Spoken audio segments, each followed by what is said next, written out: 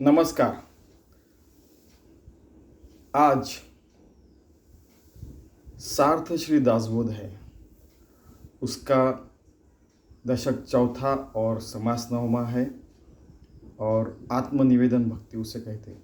आत्मनिवेदन मीन्स अपने जीवात्मा को परमात्मा को समर्पित करके एक रूपता से जो भक्ति होती है, विभक्त नसावे तरस भक्त बनावे, यानी उससे एक रूप होके घुल मिल रहने का वो जो भक्ति है उसको आत्मनिवेदन भक्ति कहते हैं। ये इसका पूरा वर्णन आने वाला है।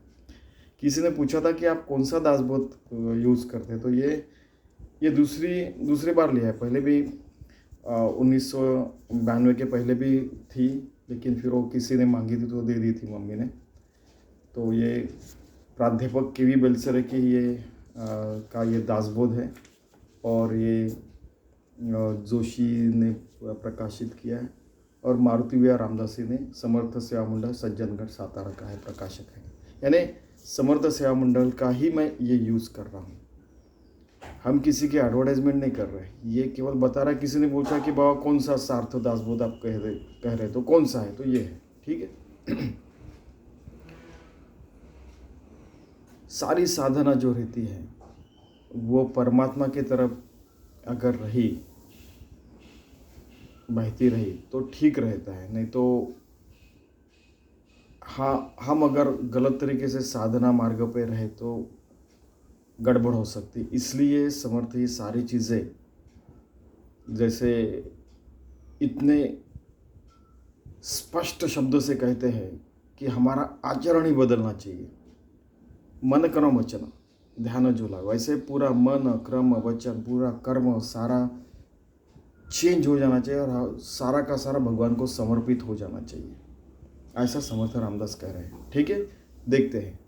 श्रीराम मागा झाले निरूपण 8वें भक्तीचे लक्षण। आता ऐका सावधान 9वी भक्ती। सावधान से सुनिए 9वी भक्ती।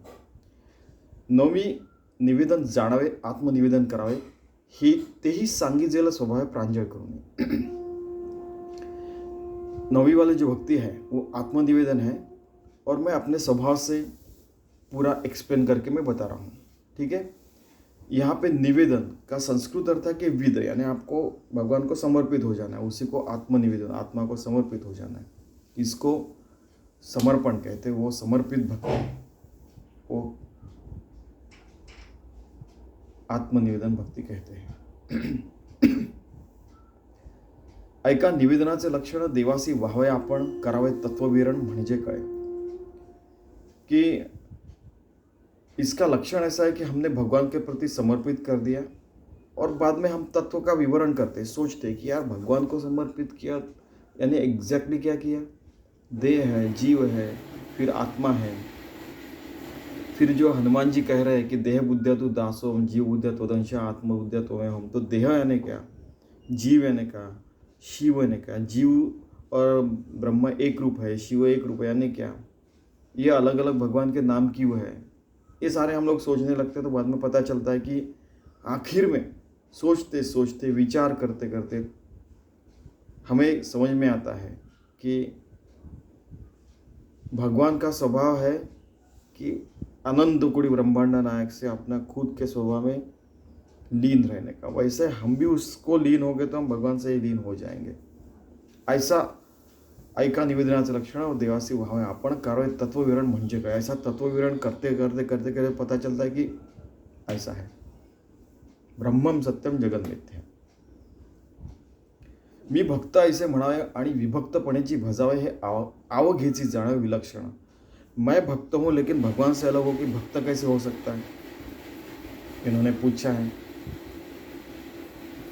तो हम अलग होकर भगवान से भक्ति कर ही नहीं सकते। विभक्त ऐसा है, भगवान से एक रूप है। योगी यानी युजयंजति योग, यानी भगवान से एक रूप है, उसी को असली भजन, असली भक्त, असली योगी कहते हैं। हम लोग अलग होके कर रहे तो उसको विलक्षण कर रहे हैं कि यार ये ऐसा कैसे हो सकता है। जैसे मिट्टी की एक हम मूर्ति बनाते हैं, उसको पानी में डाल देते समुद्र में तो वो घुल मिल जाती है। शक्कर की भी बनाए उसको भी डालते हैं, वो भी घुल मिल जाते हैं। तो फिर वो घुल मिल गई, फिर गई कहाँ पे, तो परमात्मा से एक रूप हो गए। वैसे हमारा जीव परमात्मा से एक रूप हो जाना चाहिए, ऐसा समर्थ रामदास कह रहे हो। उसी को आत्मनिवेदन भक्ति कहते हैं। ठीक है। लक्षण असो न विलक्षण, ध्यान असो न ध्यान, भक्त असो न विभक्त, बनते हैं कैसे कि अगर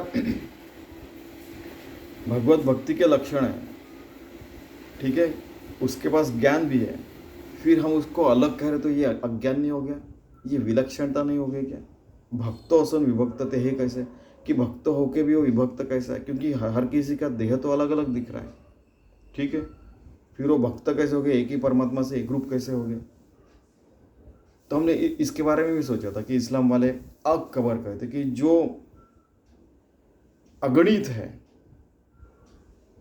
जो कभी अमर्त्य है, ठीक है, यहोवा क्रिश्चियनिटी में कंसेप्ट है कि ऑलमाइटी गॉड, ऑलमाइटी यानी उसके पास सब कुछ है, उसको देने की जरूरत नहीं। हमारे यहाँ भी अनंत कोटि ब्रह्मांड नायक, उसके पास सब कुछ है, तो हम क्या देंगे उसको? क्या देख के हम लोग यानी ऐसा फूल देखे भी लेकिन वो खुश हो जाता है छोटा सा। ठीक है, तो ऐसा अलग होके हम अलग है और वो अलग है, बाद में पूजा कर रहे हैं, ये तो बड़ा विलक्षण हो गया है कि नहीं? तो वैसा नहीं, हम एक रूप होके भगवान से हम भक्ति कर सकते हैं, भक्ति हो जाती है, करना नहीं पड़ता है। भक्त म्हणजे विभक्त नव्हे आणि विभक्त म्हणजेच भक्त नव्हे, विचारेविण काहीच नव्हे समाधानम। जो भगवान से अलग नहीं वही भक्त है, और जो विभक्त नहीं है भगवान से वही भक्त है। आप सोच के देखिए तो आपको समाधान मिलेगा। कितना सुंदर बताया। ठीक, तस्मात विचार करावा, देव कोण तो ओळखा, आपण शोध घ्यावा अंतर्यामी। जैसे वो आशीषोपनिषद देखना कि सत्शिष्य सदगुरु से कहता कि को हम, मैं कौन हूँ? तो वो सदगुरु से कहते हैं तत्वमसि, कि तू वही है, वही परमात्मा से तू एक रूप है और तू ही वही है। फिर वो सोचता कि हाँ अयम आत्मा, फिर वो कुछ साधना के बाद उसको पता चलता कि अहम आत्मा, और उसके बाद में फिर आगे जाके जाके जाके जाके फिर प्रज्ञानम ब्रह्म, सर्वम खलविदम ब्रह्म, ये सारी चीज़ें उसे पता चलती है। तो ऐसा यानी विचार, तस्मात विचार कर, इसी को विचार कहते हैं, इसको यानी विचार करना कहते हैं। सारे हमारे अद्वैत ग्रंथ है, जैसे वेदांत यानी उपनिषद है, ज्ञानेश्वर महाराज की ज्ञानेश्वरी है, और भगवत गीता भी, ये सारी चीज़ें यही कर रहे हैं। देव कोण ओळखा, देव यानी क्या है वो देखिए। आपला अपन शोध है, अंतर्यामी करने का शोध, ऐसे बाहर जाके ढूंढने का नहीं, अपने को अंदर ही अंदर हमको ढूंढने का है। कई बार बाहर जाके भगवान के चरण देखे, अभी मुझे कुछ देखने की जरूरत नहीं है, कुछ भी जरूरत नहीं कि भगवान विठल आपके चरण देखे। वो भी अल्टीमेटली आत्मनिवेदन भक्ति हो जाती है कि अभी वो देख लिया, उसी का ध्यान कर रहे हो, उससे एक रूप हो जा रहे हैं, आत्मनिवेदन भक्ति हो रही है। अंतर्यामी, अंदर में हो रहा है, पूरे मन अंतःकरण में हो रहा है। ठीक है, ये पूरा इंटरनल जर्नी है, अंतर्यामी की ही अपनी, ये अंतर्यामी का ही प्रवास है। ये अपना मन ही मन बुद्धि के अंदर ये सारी चीजें चलते रहती है। मी कोण ऐसा निवाडा, पाहो जाता तत्व झाडा, विचार करता उघडा आपण नहीं। मैं कौन हूँ, इसका हमने तत्व झाड़ा, उसको हमने तोड़ मरोड़ के पूरा ऐसे सवाल करे, ऐसा करके उल्टा पुल्टा सब कुछ करके हमने सोचा। बाद में पता चलता है कि अपन तो कुछ भी नहीं है, परमात्मा ही सब कुछ है। ठीक है, तत्व जिह्वा सरे। कई बार ऐसे होता है कि किसी ने कहा था कि कांटे से कांटा निकलना, कि एक कांटा अपने इसमें गया, बहुत गया है, तो उसको हम लोग ऐसे कांटे से ऐसे निकालते, फिर वो निकलता है, नहीं तो वो वैसे के वैसे ही रह जाता उसमें। तो वैसे ही कांटा से, तत्व विवेचन को ऐसा निकाल के वो अपना कांटा निकालने का तत्व है। जेव्हा सरे तेव्हा आपण कैसा हो रे, फिर पता चलता है कि अरे ये जो मेरे को देह बुद्धि अंदर में चुभी थी वो निकाल डाली, तो अभी कौन हूँ, मैं कौन हूँ? थोड़ी देर के बाद पता चलता है कि अरे यार मैं तो कहीं अस्तित्व में ही नहीं हूँ, हर जगह तो परमात्मा ही है। ये सारी चीज़ें आप सोच के देखना है, पर बड़ा मज़ा आता है। बचपन में हमने सारी चीज़ें की है सारी। ठीक है, तेव्हा आपण कैसा हो रे, आत्मनिवेदन येणे प्रकारे सहजची झाले। तो फिर बाद में पता चलता कि अरे आत्मनिवेदन तो हो ही रहा है। ठीक है, और असली मी यानी असला मैं यहाँ पे जो मिली है, असली जो मैं है, सॉरी, वो परमात्मा मैं हूँ, सहा हम सोहम, और बाकी जो देह में जो मैं हूँ वो असली मैं नहीं हूँ। इसका मतलब हर रोज का जीवन जीने का नहीं, क्या नौकरी नहीं करने का, क्या यानी खाना नहीं पकाने का, फिर विद्यार्थी नहीं रहने का, क्या यानी उल्टे सवाल करने वाले तो उल्टे सवाल करते रहेंगे। आपको एक बता के रखता हूँ कि इवन समर्थ के समय संत तुकाराम थे, उनको गधे के ऊपर बिठा के लेके गए थे, ये इसको देखेंगे सच में आत्मज्ञानी है कि नहीं। इसका गधे के ऊपर हमने इतना अपमान करने के बाद भी इसको भगवान की भक्ति करता है कि नहीं, देखेंगे। यानी कुछ भी करने का, किसी को पत्थर दे दिए खाने को, किसी को सुई चुबा के देखी, किसी को केवल मिर्ची खाने को दिया। आप तो आत्मज्ञानी, आप तत्वज्ञानी है, फिलोसॉफर है, तो आप ये कीजिए। किसी को नौकरी से निकाल डाला, मैंने भी ये सहा हुआ है सारी चीज़ें। किसी को देखते पैसा नहीं तो कैसा जिएगा तू, अरे उनको भी नौकरी है, उनको भी सब कुछ संसार देखने का, ये सब कुछ रहता है। ज्ञानेश्वर महाराज को यानी जो आटा रहता है वही उनको भी दिया नहीं। फिर जब उनको पता चला, जो विश्वभाव खेचर थे, चाटी इनफैक्ट, तो उन्होंने देखा कि अरे इनके पीठ के ऊपर वो रोटियां सेक रही है, तो ये बड़े योगी होंगे। बाद में जाके वो उन्होंने थोड़ा सा जो चीज़ थी वो बाहर फेंक दी, वो ही चाटी, फिर उनको खेचर बोलने लगे। खेचर यानी कि जो कहीं भी कुछ भी रहेगा, कुछ भी खाएगा, कुछ भी करेगा, वैसा। तो आखिर में आगे जाके वो भी फिर आत्मज्ञानी हो गए, फिर वो जाके नामदेव महाराज के गुरु हो गए, वो बात अलग है। लेकिन ऐसा उल्टे तरीके से परीक्षा क्यों लेने की किसी की? हम खुद आत्मनिवेदन भक्ति करना चाहिए। हम लोग उल्टे तरीके से परीक्षा क्यों लेते हैं ऐसे लोगों की? और 5000 साल पहले गीता बताई, 4000 साल बाद फिर से ज्ञानेश्वर महाराज को उसके ऊपर बताना पड़ रहा है। इसका मतलब है कि 4000 साल में ऐसी बहुत सारी चीज़ें हो गई, अब ये फिर से 1000 साल में कितने सारे युद्ध चल रहे हैं। हम लोग कब ये राक्षसी गुणों से दूर होके अच्छी मानव जात बन के पूरे ब्रह्मांड में हम संचार करेंगे, पता नहीं। हमारी सारी शक्तियाँ, सारा पैसा, सारा का सारा एफर्ट्स यहीं पे व्यतीत हो रही है। किसी की गलतियाँ निकालने कुछ कर रहे हैं। आपको पता है, मेरी माता जी तो और एक कहती थी कि कई लोग रहते हैं कि उनको अमृत भी ला के दिया तो वो अपने को बुरा ही कहेंगे। पता नहीं उनको हमें ऐसी क्या गलतियाँ दिखती है, तिरस्कार ही करते हैं हमसे। मुझे तो बम्बई में एक बार नौकरी के समय बोला है कि नहीं, आपका चेहरा मुझे पसंद नहीं, इसलिए मैं आपको हायर नहीं कर रहा हूँ। अमेरिका में, कनाडा में मुझे बोला कि आप इंडियन, इसलिए आपको हम CEO नहीं बनाएंगे, नहीं तो मेरा अभी $100 मिलियन सैलरी दी रहती है मुझे। हमको पैसों की उतनी ही ज़रूरत है जितना हम जिंदगी जी सकें। और ये हर जगह, केवल इंडिया में, चाइना में, अमेरिका में या यूरोप में, ऐसे नहीं, हर जगह पूरी पृथ्वी तल में ऐसा ही है। इस प्रकार के लोग हैं हर जगह। तो अगर उस प्रकार के लोग हैं तो हमारे जैसे भी लोग रहेंगे ना, फिर हमसे भी अच्छे लोग तो रहेंगे ही ना। कहने का मतलब ये है। और ये हर समय, हर काल में होते रहे। श्री कृष्ण को उसके खुद के मामा ही मारने को, यानी हम मराठी में कहते हैं कि टपला होता, मीन्स वो कब उसको मैं पकड़ता हूँ उसको मार डालता हूँ, ऐसा उसके मामा खुद कह रहे थे। कौन सा मामा? प्रभु राम जी के भी गलती निकालने वाले लोग थे, किसी को नहीं छोड़ा इस दुनिया ने। भगवान रामकृष्ण परमहंस जीसस क्राइस्ट को यीशु कृष्ण कहते थे, तो उनको भी कीले ठोक के मार दिया। ये किस प्रकार की परीक्षा है? और क्यों लेते हैं ऐसे परीक्षा? क्यों अपना समय बर्बाद करते हैं? वो भी खुद साधना करे, ये भी साधना करे, चलते रहना चाहिए ना। किसी को नहीं छोड़ा इस दुनिया ने। दधीची ऋषि को अपना देह दान करना पड़ा, उसके बाद में उनके हड्डियों से फिर वज्र बना था। इतनी भी परीक्षा लेते हैं लोग, ठीक है। तत्व स्वरूप सकळ भासे, विवेक पाहता निरसे, प्रकृति निरासे, आत्मा आसे कैसा। तो इसलिए मैं कौन हूं? मैं देह नहीं हूं, मैं इसका। अगर आप यहाँ पे और सारी चीजें दी हो आगे आने वाली है कि आप अगर हीरो नहीं बन सकते किसी की जिंदगी के, तो विलन तो मत बनिए। है कि नहीं? अगर आप किसी की जिंदगी में अच्छा नहीं कर सकते तो बुरा क्यों करते हैं? तत्व रूप सकल भाषे, इसलिए जब तक हमें आत्मनिवेदन होता नहीं, तत्व रूप हर जगह नहीं दिखता है भगवान, और विवेक करके ये सारी अज्ञानता की बातें, वो ये सारी चीज़ें अपने ज़िंदगी से हम लोग दूर नहीं करते।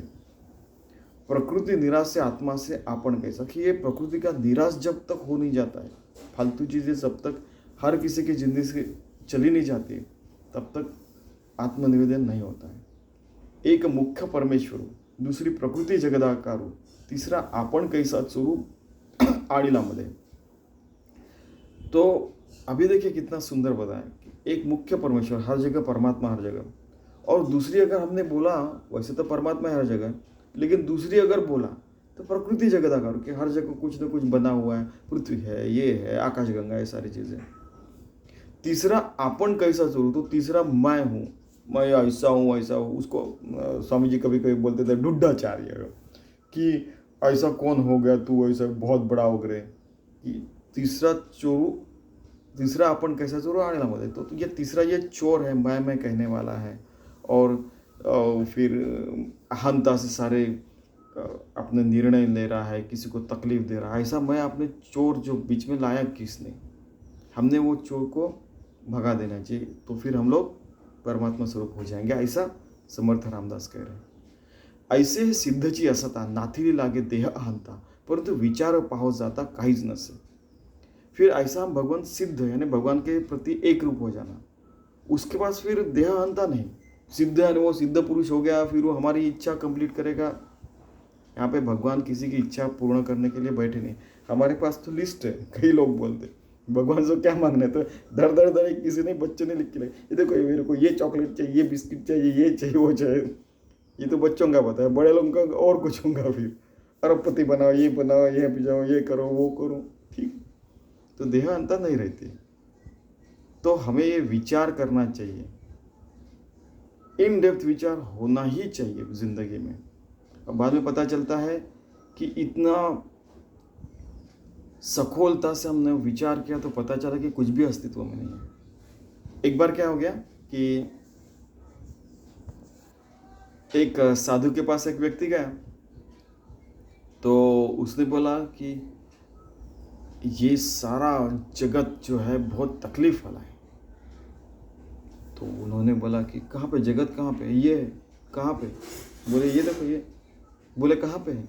तो बोले ये देखो ना, ये आपके शिष्य बैठे, ये आपके ये बैठे, वो बैठे हैं, आपके शिष्य बैठे हैं, फिर देखो, फिर ये बच्चे बैठे, ये बैठे। बोले कहाँ पे है? देखिए, एक शब्द से कहाँ पे करके उनको फिर बोले कि वो देखो ना, वो खाना दिख नहीं रहा, कहाँ पे है? तो यानी जानबूझकर, यानी क्या हो गया कि वो आदमी इतना डिप्रेस था, सच पूछा जाए, कि वो बड़ा दुख में था। तो उन्होंने बोला कहाँ पे? नहीं, आपको दिख नहीं रहा क्या? वो तो ये आंखों से क्या देखा तो दिखता ही है सब कुछ। ये देखो लोग बैठे हैं, ये प्रवचन शुरू है, ये प्रवचन करता है, ये ग्रंथ है, दिखता है। लेकिन मैं आपको पूछ रहा हूँ, आप अपने आत्मबुद्धि से देखिए कहाँ पे है। तो फिर वो आदमी एकदम खाड़ से, उनको लगता है ना, दिमाग की बत्ती जल गई, अरे हाँ ये तो सच है। ऐसा कीजिए, आप बैठिए 2-4 दिन प्रवचन को आइए, या जो भागवत चल रहा था, जो भी चल रहा था, फिर आपको अच्छा लगेगा। सच में 2-4 दिन है, फिर वो जिंदगी भर का उसका डिप्रेशन चला गया। तो इसलिए कि फिर से एक बार देखते, एक मुख्य परमेश्वर, दूसरी प्रकृति जगदाकारू, तीसरा आपण कैसा चुरू आने, मतलब ये मैं, आपने ये जो मैं है, जो आपका डिप्रेस हो रहा है, आपको तकलीफें झेल रहा है, वो बीच में लाया क्यों आपने? तो इसका मतलब ऐसा नहीं कि आप सुई चुबाए, नौकरी से निकाल रहे कि पैसे का महत्व मैं बताऊंगा उसको कैसा रहता। अरे उनको पता है ये सारी चीज़ें। जो सखोलता से इतना विचार कर सकता है, उसको यह छोटी छोटी चीज़ें समझेंगे नहीं। हमारे स्वामी जी तो कई बार कहते थे कि हमारे यहाँ पे जो 5 साल का बच्चा आता है, उसको जितना समझता है शायद ही जो वहाँ पे बैठे हुए लोग हैं, जो सत्ता चला रहे हैं कुछ भी, उनको भी शायद समझता नहीं होगा। ऐसा उन्होंने कहा, ये वाक्य है। उनको भी यहाँ पे यानी उनको भी, अगर क्रिश्चियन होंगे तो उन्होंने मास को जाना चाहिए, मुस्लिम होंगे तो उन्हें सब नमाज अदा करना चाहिए 5 बार, और ये लोगों ने भी नमाज पढ़ो और ये सारी चीज़ें की। वो शुद्ध अंतःकरण से अगर पूरी दुनिया चलाएंगे तो अच्छा होगा, नहीं तो महायुद्ध तो 1-1, 2-2 महायुद्ध या आटम बम डालने का भी वो आगे पीछे नहीं देखते। शुद्ध अंतःकरण वाले ही लोग सामने आएंगे तो हम लोग पृथ्वी तल पे शाश्वत विकास लक्ष्य कर सकते हैं, फिर चंद्रमंगल के परे भी जा सकते हैं। ये मैं अभी ऐड कर रहा हूँ, ठीक है। स्वामी जी ने कहा कि ये बहुत आवश्यक है ज़िंदगी में ये तत्व विचार करने का। पाहता तत्व विवंचना पिंड ब्रह्मांड तत्व रचना विश्वाकारे व्यक्ति नाना तत्व विस्तारेली, कि जब हम तत्व विवंचना करते हैं तो अपने को दिखता है कि पिंड है, ब्रह्मांड है, यत पिंडी तत् ब्रह्मांड, मेरे पिंड में जो 5 तत्व है और आत्मा है, वैसे पंचमहाभूतों में भी यानी पूरे जगत में भी पंचमहाभूत और आत्मा है। विश्वाकारे व्यक्ति नाना तत्व विस्तारेली, फिर हर व्यक्ति, हर शक्ति, हर सब कुछ चलते ही रहता है। एकोहम बहुश्याम, फिर लास्ट टाइम हमने वो भी देखा था कि कैसे सारी जगह वो हिरण्यगर्भ में समा जाती है और बाद में जब एकोहम बहुश्याम, जब फिर से विश्व उगता है तो हमें दिखता है। वैसे ही हम लोग अगर हमारे स्वरूप में एक रूप हो जाते हैं तो हम लोग भगवान से एक रूप हो जाते हैं। और जब आंखें खोल के देखते हैं फिर से हम हमारे देह बुद्धि पे आते हैं, हमें पता चलता कि है। इसका मतलब अच्छी ज़िंदगी जीना नहीं, ऐसा नहीं है। ये लोग जो आत्मज्ञानी व्यक्ति वो हमसे ज़्यादा अच्छी ज़िंदगी जीते हैं, इतना याद रखना। इसका मतलब ये नहीं कि 1000 जगह जाके आए, 1000 तरह की चीज़ें खाई, नहीं, जितना भी उतना सफिशिएंट है उनके लिए। ये भी है मर्यादा पुरुषोत्तम राम।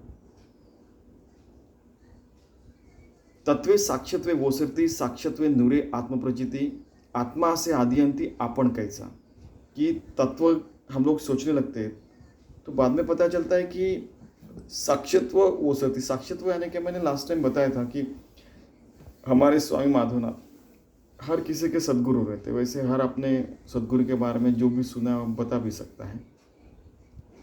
सबको अपने सदगुरु बड़े लगते हैं। तो मैं केवल उदाहरण के लिए बता रहा हूँ कि वो कहते थे, बार बार बताया कि मैं जब प्रवचन करता हूँ तो मैं सुनता भी हूँ, यानी श्रवण भी हो रहा है और प्रवचन, नवविधा भक्ति कैसे हो रही है प्रवचन के समय। मैं आपको प्रणाम भी कर रहा हूँ क्योंकि आप भगवान के स्वरूप हैं, ठीक है। दास्य भक्ति भी हो रही है, अर्चन भक्ति, तो मैं आप सब लोगों की आरती भी उतार रहा हूँ क्योंकि प्रवचन बता रहा हूँ। तो आप सब भगवान है तो भगवान को समर्पित होके जो हो रहा है वो अर्चन भी है, आत्मनिवेदन भी हो रहा है। एक क्षण में नवविधा भक्ति हो रही है, सायुज्य मुक्ति हर क्षण में मिल रही है। तो मैं साक्षित्व से खुद को देखता हूँ, तब प्रवचन कर रहा हूँ, ये कर रहा हूँ, ये नवविधा भक्ति घट रही है। लेकिन फिर से प्रवचन होने के बाद जब फिर से ध्यान को बैठता हूँ, नामस्मरण करता हूँ, तो फिर से भगवान से एक रूप हो जाता हूँ। साक्षत्व वो सर्त यानी साक्षत्व भी निकल जाता है, तब आत्मप्रचित नूरे, तो केवल आत्मप्रचिति रहती है। आत्मा से आदियंती आपण कैसा, आदि और अंति, जब पीछे में भी था, अभी हमारे समय भी और आगे में भी आत्मा रहने ही वाला है। आदि अंति, बीच में अपन आए कहाँ पे, ये देह दिख रहा है। देह इसका मतलब मैं देह से अटैच्ड हूँ ऐसा नहीं, मैं भी परमात्मा का स्वरूप हूँ। और यहाँ पे जो बिहेवियर कर रहा हूँ, ये सारी चीज़ें, चाल चलन, सब कुछ जो अच्छा चल रहा है वो परमात्मा के भक्त होके ही, विभक्त न होते ही ये सारे चाल चलन सब कुछ चल रहा है। आत्मा एक स्वानंद घन, एक ही आत्मा ही स्वानंद घन है। स्वानंद घन श्री राम स्वामी जी कहते हैं। आणि अहमात्मा है वचन, आणि मैं ही आत्मा हूँ, ऐसा जो वेदों में कहा गया है। जैसे वो आशीषोपनिषद के बारे में बार बार कहता हूँ कि शिष्य पूछता है कि को हम, मैं कौन हूँ, तो सदगुरु कहते कि तत्वमसि, तू ही तो वो है परमात्मा स्वरूप। फिर बाद में आगे जाके अयम आत्मा ब्रह्म, प्रज्ञानम ब्रह्म, सर्वम खलुदम ब्रह्म पता चलता है उसे। आणि अहमात्मा है वचन, सोहम सोहम, ऐसे भी यानी साधना है नाथ संप्रदाय में। सहा अहम, ऐसा करते करते यानी अगर कई सालों तक करने के बाद मैं आत्मा हूँ इसमें वो स्थिर हो जाता है। तरी मग आपण कैसा भिन्न हो गया, फिर हम लोग भिन्न कहाँ रह गए, हम लोग अभिन्न हो गए भगवान से। सो अहम अहम सहा, सहा अहम अहम सहा, मैं ही परमात्मा हूँ, परमात्मा ही मैं हूँ। यही उसका उत्तर है. याचे पहावे अर्थांतर पाहता आत्मयाचा विचार आपण कैसा देता. इसी में आखिर में अर्थांतर हो जाता है ज़िंदगी में. फिर आत्मा का विचार करने के बाद पता चलता है कि अरे हर जगह आत्मा, परमात्मा, ब्रह्म तत्व, राम तत्व, शिव तत्व हर जगह है. कोई भी उठता है और कुछ भी कहता है आत्मा यानी भूतात्मा वगैरह, वो उसकी तरफ ध्यान नहीं देने का. आत्मा यानी परमात्मा, ब्रह्म तत्व, ठीक है, राम, शिव, कृष्ण हर जगह, वही देवी हर जगह है. आत्मा निर्गुण निरंजन तयासी असावे अनन्य. जो आत्मा है वो निर्गुण है, निर्गुण निराकार है, वो निरंजन है, हाई है. तयासी असावे अनन्य, उसको अनन्य होना है. अनन्य ने उसके एक रूप हो जाना चाहिए. जैसे नमक की जो है मूर्ति वो समुद्र में घुल मिल गई, शक्कर भी है वो भी घुल मिल जाते हैं, फिर अनन्य हो जाते, उसको हम सेपरेट नहीं कर सकते. वैसे अनन्य हो जाना नहीं. अनन्य नहीं म्हणजे नाही अन्य, आपण कैसा. वैसे जो विभक्त नहीं उसी को भक्त कहेंगे, जो दूसरा नहीं उसी को अनन्य कहेंगे. आत्मा म्हणजे तो अद्वैत. जिथे नाही द्वैताद्वैत तिथं मीपणाचा हेत उरेल कैसा. कि आत्मा तो अद्वैत है, दूसरी कुछ भी नहीं, यहाँ पे केवल आत्मा ही है. तो वहाँ पे द्वैत और अद्वैत, मैं और वो अभिन्न, भिन्न है अभिन्न, ये सारी जो बातें हैं, मैं अभिन्न हूँ, मैं भिन्न हूँ, ये सारी चीज़ें चलती रहती, वो कुछ भी नहीं रहता. तेथे मी पणाचे उरेल कैसा, फिर रहता ही नहीं. हम लोग आगे बढ़ते रहते हैं, परमात्मा स्वरूप हो जाते हैं. उसके आगे भी फिर यानी आत्मज्ञान के बाद भी भक्ति रहती, फिर भी वो भगवान का नाम संकीर्तन कर देता. वो करेंगे क्या फिर, है कि नहीं. आत्मा पूर्णत्व परिपूर्ण. आत्मा पूर्णत्व पूरा है और परिपूर्ण है. जीते ना एक गुणागुण, यहाँ पे अगुण और निर्गुण और सगुण ये सारी चीज़ें और दुर्गुण भी नहीं है. लोग रहते हैं, जैसे हमने देखा कि श्री कृष्ण ने हम में, आप में, सब में कोई ना कोई दुर्गुण निकालते ही रहते लोग. उनका वही काम रहता, उनको करने दीजिए. कभी न कभी उनको फिर बुद्धि आएगी, वो आगे बढ़ेंगे, फिर वो सजग हो जाएंगे, बात अलग है. निखळ निर्गुणी आपण कोण कैसा. अपन निखल है, अपन निर्गुणी है. अपन और कौन कैसा, वो कौन है और कहाँ है, कुछ भी नहीं, केवल परमात्मा तत्व ही हर जगह है. त्वम पद, तत्पद, असिपद, निरसुनी सकळ भेदाभेद, वस्तू ठाईच अभेद आपण कैसा.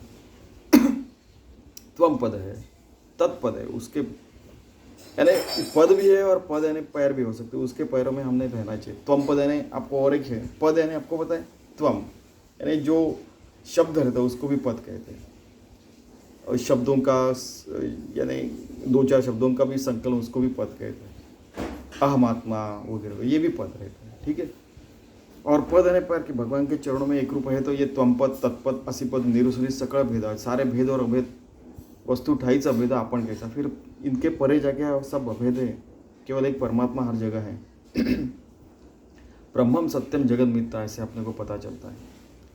निरसिता जीव शिव उपाधि, जीव शिवची कैसे आदि, स्वरूपी होता धूढ़ बुद्धि आपण कैसा. जब जीव और शिव अलग नहीं है ऐसा पता चलता है, और शिव ही जीव रूप है ऐसा हम स्वरूप में एक रूप दृढ़ बुद्धि से हो जाते हैं, तो हमें पता चलता कि मैं नाम की वो तीसरी चीज़ नहीं है. वो चोर जो है, मैं जो हमारा घात करते रहता है, देह बुद्धि, वो है ही नहीं. फिर हमारा ये जिंदगी अच्छी हो जाती है. आत्मज्ञानी व्यक्ति बहुत सुंदर जीवन जीता है. आपण मिथ्या साच देव, ब्रह्मम सत्यम जगन मिथ्या. देव भक्त अनन्य भाव, देव भक्त का अनन्य भाव हो जाता है. या वचनाचा अभिप्राय अनुभवी जानती. जो अनुभवी लोग हैं वही ये वचन का अभिप्राय जानते हैं. या नाव आत्मनिवेदन, ज्ञानी यांचे समाधान, नवमे भक्तीचे लक्षण निरोपिले. यही आत्मनिवेदन है और ज्ञानी लोगों का यह समाधान है. यही नवी भक्ति का लक्षण है, निरोपिले. मैं भगवान का निरोप्य हूँ, यानी भगवान का एक निमित्त मात्र हूँ जो आपको बता रहा हूँ, ऐसा समर्थ रामदास कह रहे हैं. पंचभूतांमध्ये आकाश, सकळ देवांमध्ये जगदीश. नवीदा भक्तीमध्ये विशेष नवमी भक्ति. वैसे आपको बताया था कि दास्य भक्ति, भगवान सदगुरु चरणों की उपासना करना. एक जब हम देह भाव पे रहेंगे तो देह बुद्धिया तो दासोम, जीव बुद्धिया तो दंश, आत्मबुद्धिया तुम्हें हम. ऐसे तो हमें मारुति राय अमर होके भी ये सारी चीज़ें कर सकते हैं भगवान के लिए, जिसके कारण अहंता नहीं आनी चाहिए. क्योंकि हम लोग माया के जंजाल में रहते हैं ना, माया जाल में रहते हैं हम लोग। देह आए तो वो आएगा ही, तो उसके परे रहने के, देह में रह के भी उसके परे कैसे रहना चाहिए। तो पंचमहाभूतांमध्ये आकाश, सकळ देवांमध्ये जगदीश, तो वो पंचमहाभूतों में भी आकाश सर्वश्रेष्ठ है, याद रखने का। निर्गुण जो दिख रहा है, जो फॉर्मलेस है, उसके बाद में परमात्मा है, पृथ्वी आप तेज वायु आकाश परमात्मा, ठीक है। तो जब जीव देह में आता है तो पहले आकाश तत्व, फिर वायु तत्व, फिर ये सूर्य तत्व, फिर जैसे पानी तत्व और पृथ्वी तत्व लेके ऐसे देह भाव में आता है।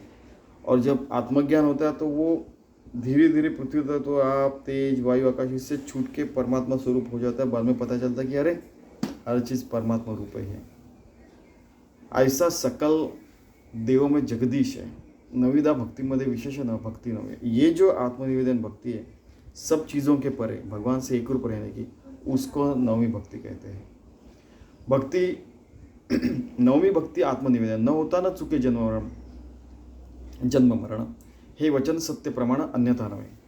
कि ये आत्मनिवेदन भक्ति अगर नहीं होती तो जन्म मरण आपका लखा 84 फिर आपको फिर से घूमना पड़ेगा। हे वचन सत्य प्रमाण अन्यथा नवे, ये सत्य है, बिल्कुल रोकड़ा, ऐसा है और ऐसा ही है। बाप बता नहीं तो श्राद्ध कर ऐसा है नहीं है, ऐसा तू कर तभी तेरे को आत्मप्राप्ति होगी, नहीं तो नहीं होगा। बिल्कुल रोकड़ा बता रहे, जैसे तलवार निकाल के बातें करते ना वैसे बिल्कुल रोक ठोक, बिल्कुल ऐसा है और ऐसा ही करना चाहिए। ऐसे हे नवविधा भक्ती केल्या पाविजे सायुज्य मुक्ती, सायुज्य मुक्ति से कल्पांती चरण नहीं। ऐसे नवविधा भक्ति में सायुज्य मुक्ति श्रेष्ठ है, और सायुज्य मुक्ति नहीं हुई तो आपको कल्पांतन में भी आपको मुक्ति नहीं मिलेगी।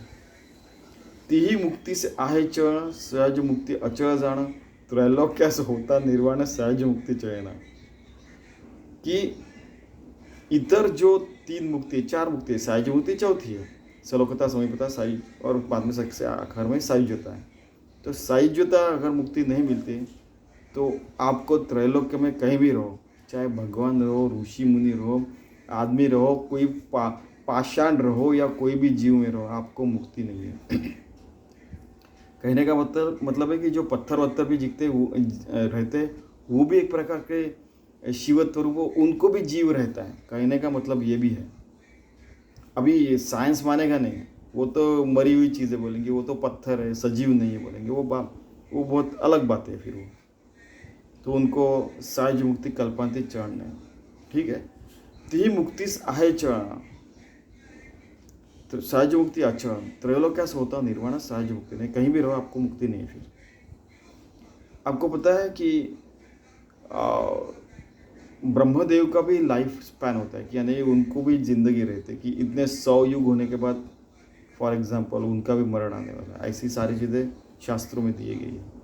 कल्पांत के समय ये सारी चीज़ें एक रूप हिरण्यगर्भ में हो जाने वाले हैं, और जब फिर से परमात्मा का विस्तार होगा, एक ओम भविष्य होगा, तो फिर से ब्रह्मा और ये सारे सजीव वगैरह आने लगेंगे। ऐसा ये सायकल चलती रहती है। अवघ्या 4 मुक्ती वेदशास्त्रे बोलती, त्यामध्ये 3 नासती, चौथे ते अविनाशी। सहज मुक्ति अविनाशी है। ये सारी चीज़ें आती रहती जाती रहती, फिर भी जो सहज मुक्ति रहती है वो परमात्मा स्वरूप जो है वो रहती ही रहती है। पहली मुक्ति ते स्वलोकता, दूसरी ते समीपता, तीसरी ते स्वरूपता, चौथी सायुज्य मुक्ति। पहली जो स्वलोक होता है, यानी भगवान के जो भक्त उनके साथ रहने का, सदगुरु के साथ रहने का, वो स्वलोक होता है। समीपता यानी भगवान ने जो पूरी सृष्टि निर्माण की है वहाँ उसके साथ रहने का, उसको भगवान परमात्मा को हर जगह हर समय वहाँ पे देखने का, ये समीपता है। और स्वरूपता यानी क्या है कि भगवान के चिंतन में हम लोग या ध्यान में एक रूप हो जाए और वो खुद ध्यान रूप हो जाए, उसको स्वरूपता कहते हैं। और आखिर में है सायुज्य मुक्ति, इसके परे भी सायुज्य मुक्ति। आप देखिए कितना सोच के रखा है हमारे यहाँ साधु संतों ने। ऐसी 4 मुक्ती भगवत भजने प्राणी पावती, हीची निरूपण प्रांजळ श्रुती सावधपुरी निरसावी। ऐसी जो 4 मुक्ति, उसके बारे में मैं अभी 10वें समास में बताने वाला हूँ। वो मुक्ति चतुष्ट है, वो बताने वाला हूँ, आप सावधान से सुनिए। लेकिन आत्मनिवेदन भक्ति के बगैर इस देह में आके अगर आप कुछ भी करते तो उसका आपने अपना देह व्यर्थ गंवा दिया ऐसे समझने का। लेकिन सायुज्य मुक्ति में मिल वाली आत्मनिवेदन भक्ति में आप एक रूप हो गए तो आपका सार्थक होगा, ये भी सच है। देखिए हर ओई में हर जगह आप देखिए साते ही सते श्लोक परि देव बोले लेखिए नाई दूज कि भगवान ने 700 श्लोक जो गीता के बताए और उन्होंने ज्ञानेश्वरी बताई, यहाँ पे भी हर एक ओई में समर्थ रामदास एक ही चीज़ कह रहे कि भगवान से एक रूप होइए, वही आपका अंतिम ध्येय जिंदगी का आत्मनिवेदन भक्ति। चलिए हम लोग उस मार्ग पे चलते हैं। धन्यवाद।